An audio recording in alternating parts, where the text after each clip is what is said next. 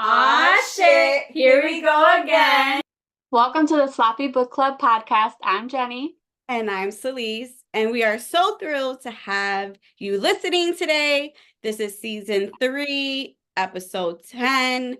And it's a very special episode. On this episode, we're going to have a special guest author who debuted last year in 2023 with her Hearts of Maya series. And she's going to join us today. We're going to have drinks and it's going to be a really good time. Yes. So let's just go ahead and start. We're going to talk to Mikayla Hornedo today. Yeah, so excited. Hey guys. Oh, hi. Hi. I can't see you. Okay, there you go. I got so scared. I'm like, oh my God, the silence was so loud for a second. The Zoom. So this is the first time I've used Zoom on my new laptop. Like I've used it before, so it was there, but apparently I needed Rosetta or something on it. So it was like updating and doing all this weird stuff. So I'm sorry. Oh, no worries. We It's got all nervous good. for a second. We did accept her, right? I'm here. We did. Well, we are so happy to have you on. This is very exciting for us. We're happy that you are our first guest author. This has been something that we've been wanting to do for a really long time, and we're just really, really excited to have you. So thank you for joining us. Of course. I'm so excited you guys even wanted me. Of course. So as you know, we usually start off with a drink. We do like a little tasting. So I figured I'd go first and then we can just kind of make our rounds. Cool. All right. So I have a wine from Cali. It's Wild Child, a 2020 Zinfandel. I haven't tried it yet, so I don't know about you, but there's only one red wine that I actually like. So I don't know why I chose this one today. I'm surprised you chose the red too. I feel like there's one person who likes red wine, and that's my husband, and everyone else is just like, I can have it sometimes. I love red wine. Okay, perfect. Now I know two I just people. need it to be sweet. If it's not sweet, I'm not gonna like it. But whatever. All right, Celeste, what are you drinking today? I have a rosé in a can. Underwood. So it's nice and chilled. I'll taste it and see. This was bitter. It's a little sweet. I could deal with it. You see, mine isn't sweet, and I wish it was because I love a sweet rosé. So it's a miss, but I'll drink it. All right. Do you have a drink, Mikayla? Okay, so I have two. So I've like had like an itch in my throat. So I have like medicine tea, but I also have like white wine. Mine's a Chardonnay. I have like I had a wine membership where like I had so many bottles of wine I had to cancel it. So I don't even remember which one this is, but it's tasty. Yeah. Nice. My friend used to have a wine membership, and that became a problem because she was like, she couldn't keep up with the supply that was coming in, and she had to like cancel it. So she still has tons of bottles in her house too. And she was like, eventually, I guess I'll get through it. That's why I got these, because they're so little. So it's just like one glass pretty much. It's smart. Yeah. It's very smart. I didn't realize you're supposed to drink them in like 2 days or throw them out, apparently, or like certain wines you're supposed to either put in the fridge. I've had some that I had like open for a week. And I'm like, oops. I'm sure I had some longer than that in the fridge, but because I like it cold. Yeah. That's and I never knew that. Learn something new every day. I know. I did a wine tasting and they told me. I know. So let's get started. Why don't you tell us a little bit about yourself, Mikayla? Yeah. You know, it's funny. I never know what to say when like this question comes up. I'm always like, I'm a mom. But yeah, I'm a mom. I have 2 kids. I'm half Puerto Rican, half Mexican. I live in Virginia. That's me. Awesome. I can relate to that a little bit. Yeah. We're both moms. Yeah. Have Latin heritage. So that's awesome. Yeah. When did you decide to become an author? When did that passion come for you? Yeah, so I used to write a lot when I was a kid, about just like random stuff. And I know my mom is one of those people who keeps everything. So I would love to see if I could find those old stories. But I wrote a lot. And then I had my oldest daughter, who she's 8 now. So I went like 7 years without reading and writing, just like dealing with being a young mom and stuff. So then I started again the year before last, and I just like couldn't stop after that. Like, like when you refine that love That that you had, that yeah. passion. Yeah. So about like 2 years ago is when I took it like seriously. Okay. Yeah. And where did you draw that inspiration from for some of your writing style? Yeah, so a lot of it came from like obviously like a bunch of popular authors and stuff, just like reading their works and whatnot. But I've always loved, and like you guys have, Mayan mythology with like my first series and stuff. So I've always loved like researching that stuff. So it kind of came from a love of both like just wanting to read and then like wanting to see Latin culture just in those books. So That's Yeah, and we actually both would love to commend you on that because that debut series was so good yes. and we're so obsessed with it. We absolutely loved it. So, Yeah, so I good. know Jenny read both. I read the first one and I can't wait to get to the second one because it did leave like on a cliffhanger that I'm like, I can't wait. So it's definitely on my TBR, but I absolutely love the series. It's everything you want in a good fantasy with the Mhm. mythology and having magic and fae and it's delicious. So I loved it. Agreed. Did you know that you wanted to self-publish yeah. going into this? Yeah.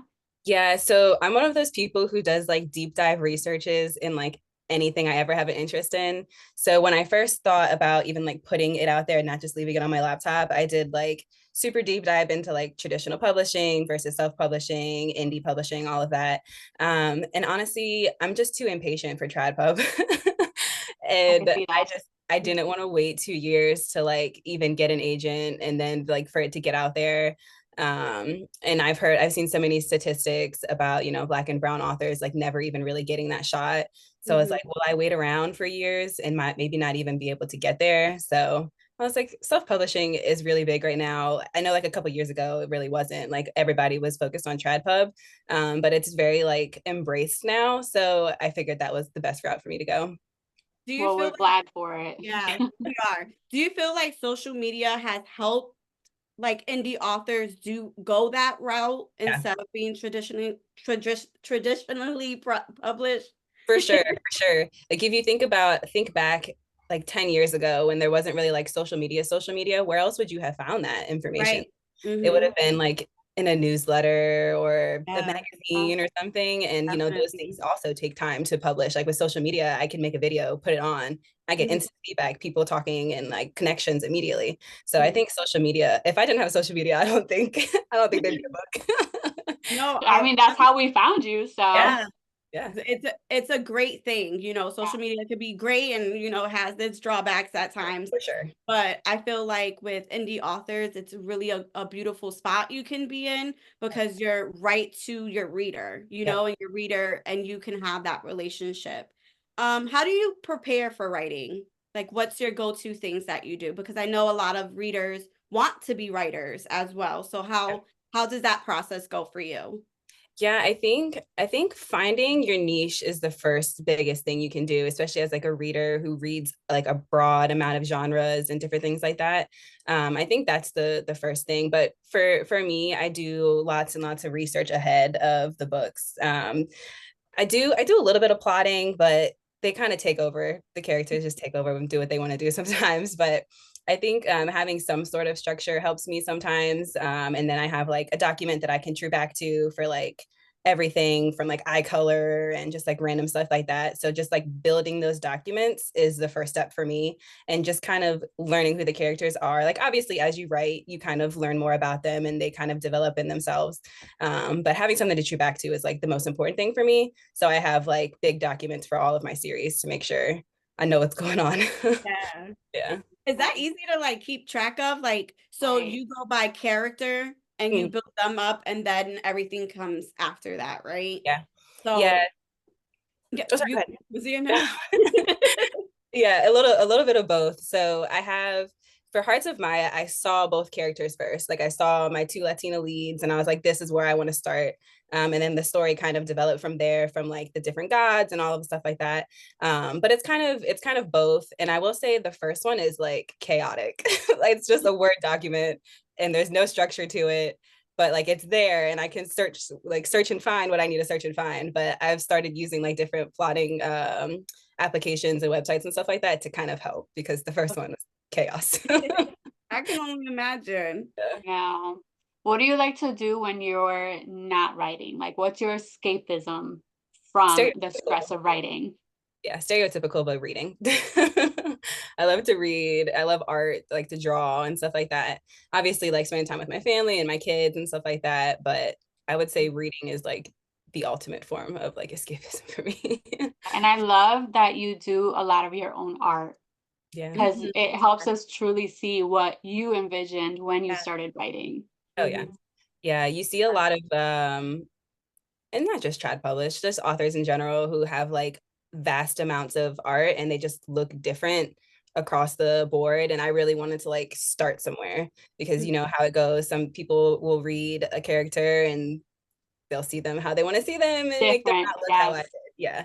So I like that about your writing and like how you bring it to the world, because you do show your characters and what they should look like, and they're described in the same way. So I like that there's like a picture that I can match to as I'm reading along, because a lot of fan art comes after usually. But I like that yours is already there up front, and it's like, no, these are the characters. This is what they look like. So I really should be using that as a base and then do their own art. Yes, agreed.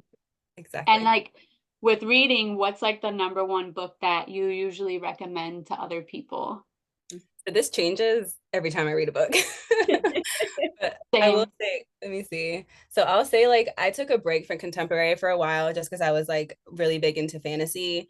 But when I read Before I Let Go last year by Kennedy Ryan, that's like something I'm telling everybody to read. Like whether you like contemporary or not, like that book is just perfect. It's like there's no notes, perfection. And the second one is even better somehow, but that doesn't come out till March. Yeah, I haven't read it yet. It's sitting on my Kindle. I know you have. Yep. Oh, good. But he's recommended that book to me last year, Before I Let Go, and I was like, am I a romance girl now? I know. What is this? The characters are beautifully written, the story, the connections that you get from the story. It came to me at a really tough time. So it with dealing with grief and things like that. And it was just like a perfect book for me at that time. And I remember telling Jenny about it, and she was like, okay, I'm going to have to read it. And then she fell in love. And then I went down the Kennedy Ryan rabbit hole, and I was like reading all her books. I was just like, I need to get into her mind because it was just so good. So I love that. That's a book that you recommend because it's one of my favorites.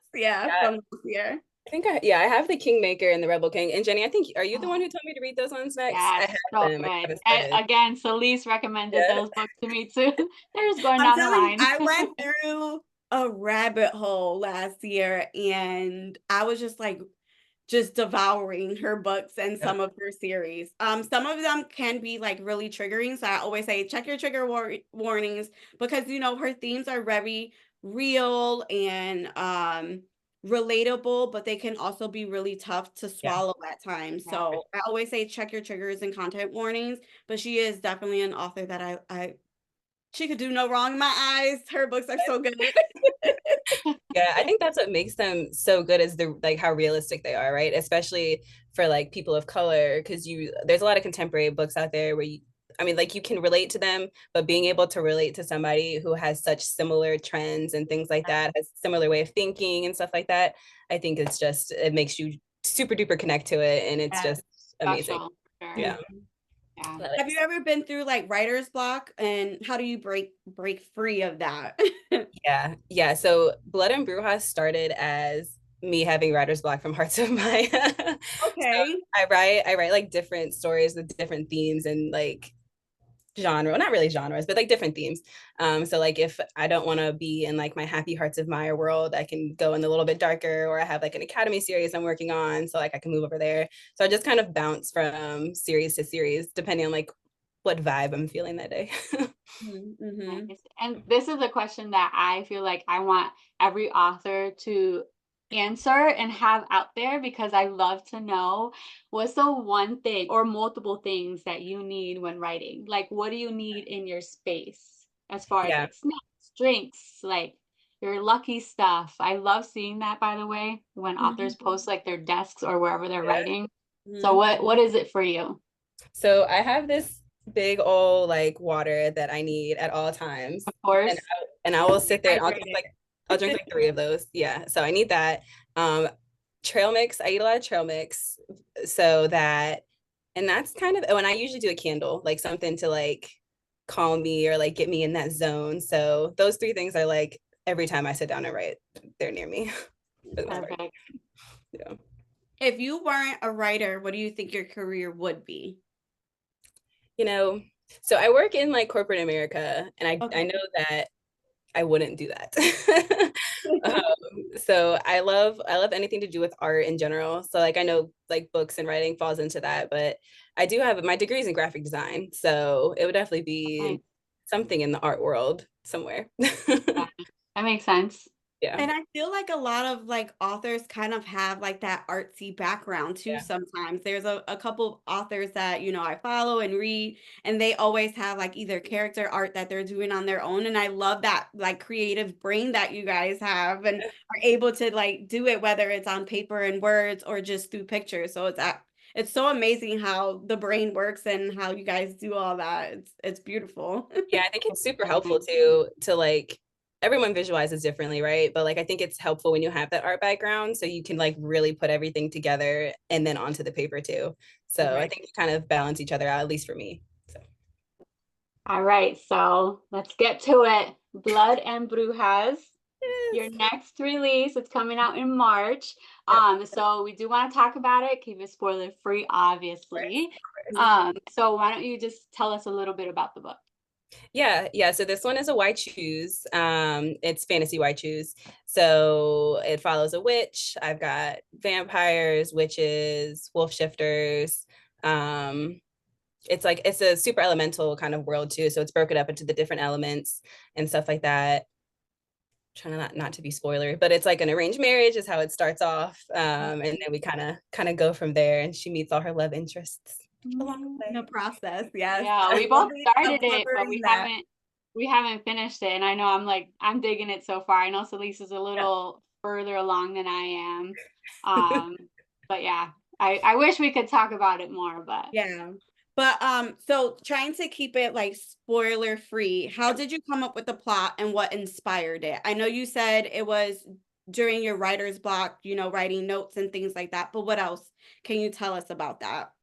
Yeah, so parts of it came from like my research with Mayan mythology and stuff, and there's a lot of different like gods and theories and things just because the Mayan mythology, it's there, right? But like when the Europeans came through, some of it got like misconstrued and people were writing things down, translations were incorrect. So like there's a lot of different versions of different kinds of Mayan mythology or Mesoamerican mythology.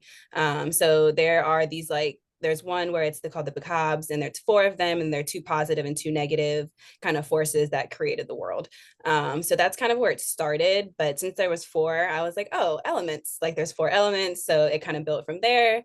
And I just knew I wanted to do a why choose. So I was like, I love it. Love a good why choose. Yes. So I know you mentioned earlier that your like first draft usually changes. It's usually pretty chaotic. What about for this one specifically? Like how many drafts or outlines did you do before you were like, okay, I think I can stick with this? So many.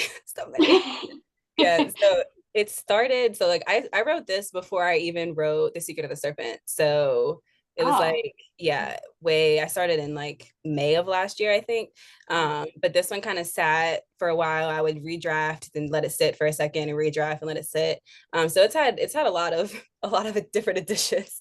But most of it was like the like gods and goddesses. Before it was kind of like these like mythical creatures instead. But then I liked the goddesses, the idea of like just women creating the whole world. So with the goddesses instead. But it probably went through at least like 4 or 5 drafts before I sent it to like editing. Yeah. And will you keep some of those like ideas that you had that you didn't put into the book into like another book? Probably. Yeah, probably. And some of them ended up just being in the second book of Blood and for the Blood and Brujas, but just in a different way. So like there's things that are there, but they're just not as important as they were when in my first draft kind of situation. Who was your favorite character to write and your least favorite character to write for this series? I'm super interested. Yeah. Right. Trying not to be spoilery. Yeah, not to be too spoilery, but like, or you could just say who was the easiest to write. Yeah. So I will say Dio is the easiest just because she does what she wants and like I don't have she's being morally gray. I love her. Yeah, So like I don't have to exactly like you just let her do what she wants. Yeah. So like I don't have to pump the brakes on her because she's just there. So I would say she's probably the easiest. And she's just so much fun. Like in Hearts of Maya, obviously, like there's a lot more morals in that. So it was kind of fun to write her. And one of my author friends told me that like Daya is like Camilla with if she didn't have Zoe. So like if she didn't have like a moral compass or somebody to kind of hold her down. I can see that. Yeah. I was like, oh, I like that. I like that. So I would say Daya. And I love her as a character because I know you describe it as a female main character that never gets weak. Like, you know, she only gets stronger. And I love that in a female character because in so many fantasies, I feel like sometimes a female character has to lose something a little bit in order to gain that strength. And I'm feeling like that's not the case coming this time around. And I'm enjoying that process. I don't want to, you know, give too much away, but I'm just enjoying her in her element and, you know, being that strong female, like badass character that we don't always get. No. So I'm enjoying it. And that was one of my main things because, like you said, you read so many series where it's like they have to give up their power to save the world. And I'm like, nah, my girl is just getting more powerful. We're not doing that right here. Yeah, I love that. I love that. And what about your most difficult or least favorite to write? You don't even have to explain if it's going to spoil it, but yeah, I would say Kaiser just because he's a complicated character. Yeah, I'll go with him. Okay, all right. And if you could spend a day with just one character doing anything at all, who would it be? Axel. Axel's delicious. You already know. I messaged her the first moment I met him. I was like, I don't even know if he's gonna have a presence, but I'm obsessed already. I know. Fan her off. Yes. I love him so much. Oh, and I was telling Jenny, like whether or not I should ask this question, but I feel like for fantasies and for this book in particular, I wasn't sure if I've been tainted by fantasies because it's always like, who do you trust? You know, twists and turns. And was that like your thought process within the story, or is that just how it was unraveling for you as you were writing? Yeah, so I knew one or two of the big twists I wanted for sure, but some of them are just like, oh, that's what we're doing. Oh, I didn't realize. And like it just kind of like develops as we went. But I did want it to be like a little less predictable. Like I wanted there to be some kind of like, oh my gosh, just to like, you know, keep it going. A little bit of both. Because I'm like, I'm falling for characters and, you know, as we all do as we're reading. And I'm just like, this is a fantasy. I have to keep in mind, like, everything is not always as it seems. And I'm like, I don't know if the character is really like this or if I'm going to find out that they're not. So it's just like that process of that back and forth. And I'm just like, okay, let me just read the next chapter and the next chapter just to like. And I fall way too easy for them. I'm like one page in and I'm like, oh, I love you. I know you're going to be fine. But then I stop reading and I'm like, are they though? Right.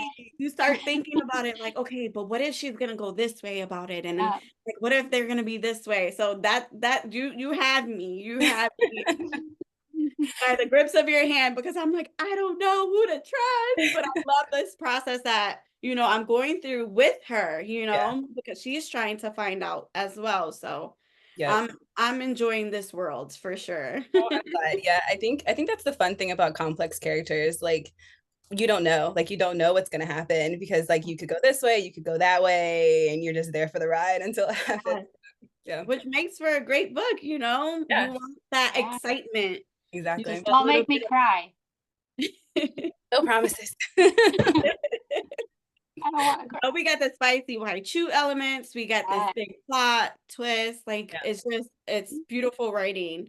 What are your plans for the series? What do you think it's gonna go, or how do you want it to go? Yeah, so like just for me, I feel like this series will end up being bigger than my other ones just because like it's why I choose, and I feel very like secure in my writing now. Like, you know, every time you do something, every time it gets better and better and better, right? So like I feel like this, me personally, I feel like this is my best book so far. But it's probably going to be quite a couple. So you guys know how the world is split in two. So we'll have this over here, and then I'm going to go on the other side of the world and do another series. So it'll probably be quite a few books. Okay. I think probably like 5, 6. Oh, wow. Nice. Yeah, so it'll be quite a few, but I like this world, so I want to stay here for a minute. And I feel like they deserve it because it is such a big world that you're opening up that, you know, you want to see what is on the other side. So, you know, enjoying that process, like you don't want to rush it. You kind of want to savor it. So I'm looking forward to it. I'm excited. I did start writing the like general idea of the other side, and I do really like it because those are fun characters. Like it's fae and sirens and humans. So I think anytime you throw humans into it, it automatically makes it interesting. Yeah. But the other I think it's gonna be a lot of fun once I get over there. Awesome. And when does this book come out? March 5th? 5th? Mm-hmm. March 5th. So definitely pre-order them. Is there anything else you want to mention about the book before we move on? I do have the pre-order incentive up. So, I thought I grabbed the prints. I have like prints to send for people who pre-order, but yeah, that's pretty much it. Awesome. They can find it in your link in your IG bio. Awesome. So go do that. Yes. So we're nearing the end of the episode. Do you want to talk about like what's coming up for this year? Any book signings, things like that? Yeah. Where could readers find you? Yes. So I keep getting these mixed up. Apolycon is first. That's in April. And then I have Imaginarium in June. And then Books, Gowns, and Crowns in October. I'm pretty sure it's October. Okay. So I have those 3 events. And then I have the new series coming out this year with my friend Nell, the Cuxo Academy. So that's like a fantasy academy series. And then obviously we'll end Hearts of Maya. And then this one. I'm not doing 6 months between books this time. Have me stressed out. So that was a lot. Yeah, it's a lot. Now your new series with Nell, you guys have like this Discord group, or it's sort of, do you want to explain that so people can find you and figure out what it's about? Yeah, so it's Geneva, so it's a lot like Discord, but I don't know what it is about Discord, but it stresses me out. Like there's so many tabs and like you click something and you can't see everything. Like it's just like it stresses me out. So Geneva is cool because also I can do like exclusive lives from there, and we can like host events and do stuff like that. So yeah, that's also in my bio, but it's just prettier too. Like the icon's a flower. Like it's just cute. I know. So, I just went into it and I was like looking through it, and I like how you guys have 2 like separate sections for each of you, and then you have like a together one. So it organizes it pretty well. So I'm excited to see how it goes. Yeah, I'm excited too. One of my friends, Divinity, she has a pretty big community on there, and people love it. So I just have to get people to download it. So people don't want to download more apps, but I just couldn't do Discord. I couldn't do it. It was stressing me out. Discord is a lot. It is. It's a lot. I can only imagine. I feel like I couldn't. Well, it was like people who could do it. Yeah, it was like made for gamers or something in the beginning. So like I don't feel like it's not really like a community area. Like it can be like if you build it correctly, but I just didn't have it in me to figure out how to make it work. So we'll see. We're excited to see you at Apolycon. Yes. So excited. Do you guys know what you're Do you guys know what you're dressing up as for the event? I have like this whole little like witchy type of dress that I might wear, but I don't know yet. Yeah, I only have the Saturday pass with panels, so I don't get to go to the party. But I've been trying to get that. We're trying. But But either way, I'm Okay, good. excited to actually be able to see the author. So that's the most exciting part. That was what the ticket I really needed and wanted. So I'll get to see you, which is going to be exciting. But yeah, so we can't wait to see you at Polycon. That's going to be fun. I know, I'm so excited. That's like my first big event. So it's going to be fun. And do you have somebody working with you and stuff? Yeah, so Allie will be there with me, most likely, unless something crazy happens. But yeah, she should be there with me, and she's like an OG person. Yeah, you do. But she's done so many events, so she like knows what she's doing. So I'm just trusting her, do whatever she tells me to do. Sometimes that's what you need. Like, please help me. Yeah. Please, because it can get a little chaotic. So. For sure. For but sure. and it's at a bigger venue too this year, so it's gonna be exciting. I'm excited. I love going. Yes, it'll be my first time going. I wanted to go last year because it's really close to me, or last year it was really close to where my parents live. But yeah, this will be my first time too. All right, well, I think that concludes the episode. Excited to talk to you. This was really fun. Yes, excited about your book coming out. I'm actually gonna start reading the rest of it. Yeah. I'm almost done, so I want to finish it today. Yeah. I'm like right before, I'm not gonna spoil it, right before there's like this meeting with new people coming in. So I'm like, I need to know because things are about to pick up. I feel like it is gonna pick up for you, so it's gonna be fun. We wish you a ton of success. We are very thankful for you to come on, and we're so appreciative. And I can't wait to finish the book and for other readers to find you. You're on Instagram, you're on TikTok, so everything. At all. Yeah. Well, thank you guys. I really appreciate it. I love like being able to like talk to bookish people about these things. So I love it. Thanks, guys. I'm glad. Awesome. Well, thank you. Thank you so much. All right. Bye. Bye.